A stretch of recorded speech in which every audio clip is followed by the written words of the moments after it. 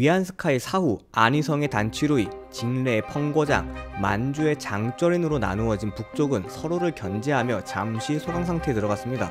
남쪽은 광저우의 자리를 잡은 순원의 국민당 세력과 광시성의 루룽팅, 원난성의 탕지아오, 스촨성의 류언후이, 광둥성의 천중맹 등 여러 군소 세력이 난립해 있었습니다.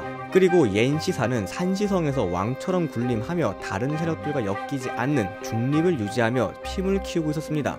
위안스카의 뒤를 이어 남, 북, 군벌 어디에도 속하지 않은 리 위안홍이 대총통 자리에 올랐습니다. 펑고장은 부총통, 단취루이는 국무총리에 임명되었지만 대총통에 오를 만한 머리도 실력도 힘도 없는 리 위안홍을 탐탁지 않아 했습니다. 그러던 와중 막강한 군사력을 가지고 실권도 차지하고 있던 단취루이는 독일의 선전포고와 1차 세계대전에 참전을 선언하려 했습니다. 단취루이의 독단적인 행동이 마음에 들지 않았던 리 위안홍은 참전을 반대했죠. 하지만 힘이 없었던 리 위안홍은 혼자서 단취루이를 막을 수 없었습니다. 그래서 청 멸망 이후에도 청나라에 대한 충성심을 가지며 변발을 유지하고 있던 최후의 청나라 장군이라 불리우는 장쉰과 손을 잡고 단취루이를 밀어내서 푸이를 다시 황제에 올리려 했습니다.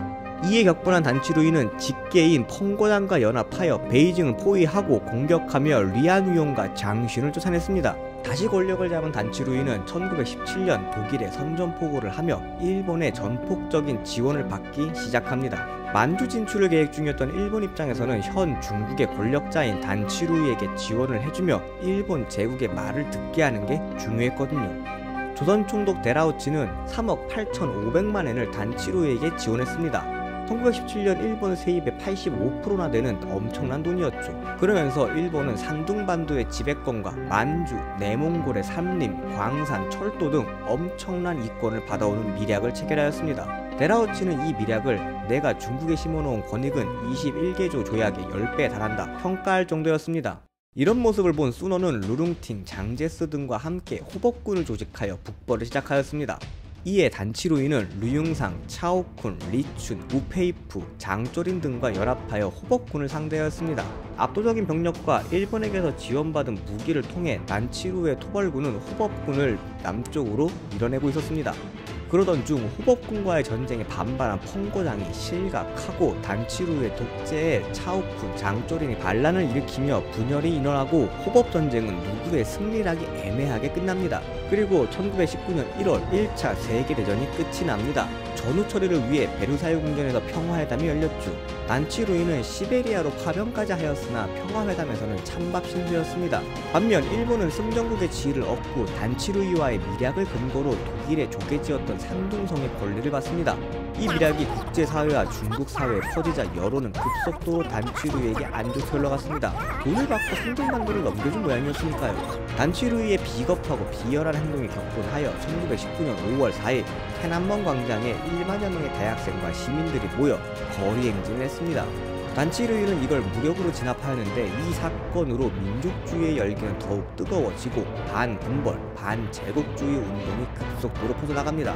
펑고장의 뒤를 이어 직계군벌의 수장이 된 차오쿤은 이런 여론의 흐름을 읽고 호북의 왕자니안, 강소 리춘, 강서 천광이안, 허난 자오티의 직계파와 봉천 장쩌린, 흑룡관 순례천, 길림의 바오구이칭의 봉계와 연합하여 활성동맹, 직봉동맹이라 불리우는 반단취루이 연합을 구축합니다.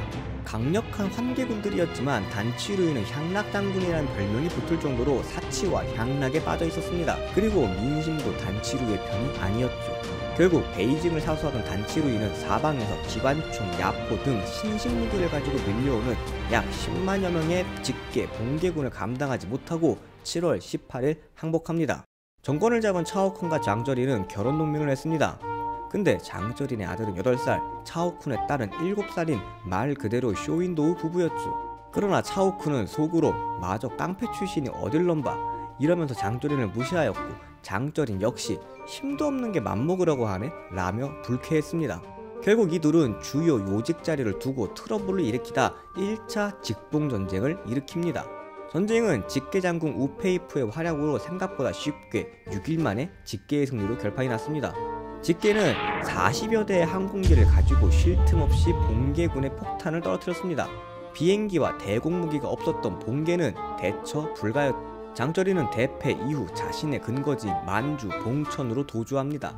자기 이름도 잘 못쓰고 못 배운 마적 출신이었지만 눈치가 빠르고 똑똑했던 장쩌린 봉천, 길림, 흑룡강성을 확실한 자기의 세력권으로 두고 동부광이라 불리웁니다. 대학을 세우고 인제 양성, 철도 건설, 공장 설립 등을 하며 가장 낙후되어 있던 동북 삼성을 중국에서 인구 대비 가장 학생 수가 많고 공장이 많은 근대화된 지역으로 만들었습니다. 1900년 550만이던 인구는 1924년 2500만 명이 넘었습니다. 민중들의 생활이 안정되어 가자 1차 직봉전쟁에서의 패배를 반추하며 차근차근 군사력을 길러갑니다.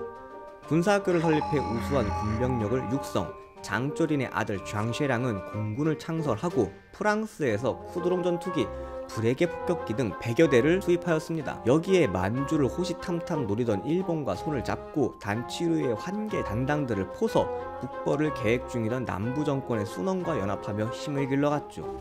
1922년 5월에는 동북 삼성의 독립을 선포하기까지 했습니다. 1차 직봉전쟁에서 승리한 직계에서는 내분이 시작되었습니다. 차오쿤과 우페이프의 힘이 강해지자 상대적으로 소외된 순원을 리스펙하고 있던 기독교 장군 펑위샹은 이 상황이 못마땅했습니다. 이 상황을 본 장쩌리는 펑위샹을 200만 위안이라는 거금으로 매수하여 자신에게 유리하게 판을 만들어 갔습니다. 장쩌린, 순원, 단치루이, 펑위샹의 사자동맹 결성. 이때 직계, 치셰위안이 환계 잔당 류융상의 영토를 공격했습니다. 남쪽에서 전쟁이 일어나자 직계의 군사가 나뉘어졌고 환계와 동맹을 맺은 장쩌리는 10만 명의 군사로 사내관을 공격하며 2차 직봉전쟁이 일어났습니다. 차오쿤과 우페이프의 직계는 50만의 군대를 가졌지만 여기저기에 배치가 되어져 있었고 상당수는 류융상 공격에 투입되어져 있어 실제 가용자원은 10만 명이었습니다. 그중 3만 명의 병사는 엑스맨 펑위샹이었죠. 펑위샹은 3일 만에 도착할 거리를 빙빙 돌아 한 달 만에 도착하는 등 전력 이탈에 최선을 다했습니다. 1차 직봉전쟁과 반대로 제공권은 그동안 공군의 힘을 쏟은 봉계의 차지였습니다. 하지만 이탈리아산 대공포로 반격을 하고 전국에서 군대를 끌어모아 한해간에서 직계와 봉계는 막상 막하 일진일퇴의 전투를 치렀습니다. 이때 상황을 지켜보던 엑스맨 펑위샹 자신의 군대를 국민군이라 개칭하고 머리를 돌려 베이징을 점령해버립니다. 그리고 차오쿤을 체포하고 우페이프의 모든 직위와 권한을 박탈합니다. 산해관 주변에 있던 우페이프는 자신의 군사들을 데리고 후퇴하며 직계는 펑위샹, 우페이프, 순참팡으로 나누어지고 직봉전쟁은 봉계, 장쩌린의 승리로 돌아갑니다.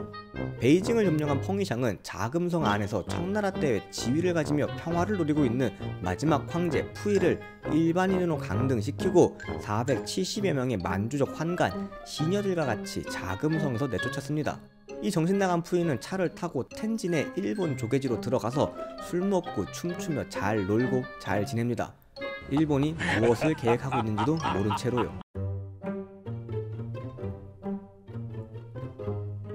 이번에도 다 아시는 얘기 봐주셔서 감사합니다. 지식과 정보를 관찰하는 지식미어캣이었습니다.